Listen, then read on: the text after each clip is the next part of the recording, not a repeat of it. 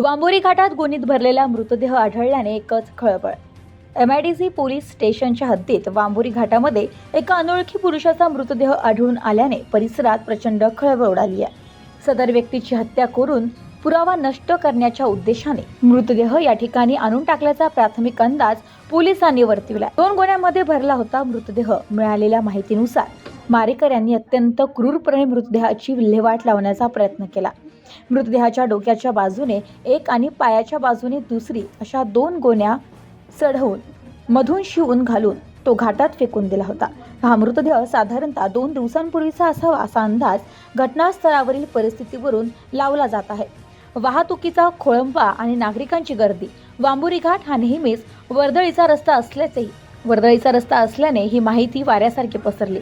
बघणाऱ्यांनी घटनास्थळी मोठी गर्दी केल्यामुळे काही काळ वाहतूक विस्कळीत झाली होती।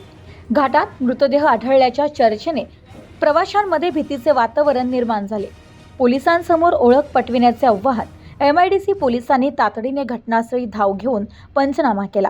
मृतदेह शवविच्छेदनासाठी जिल्हा रुग्णालयात पाठविण्यात आला आहे।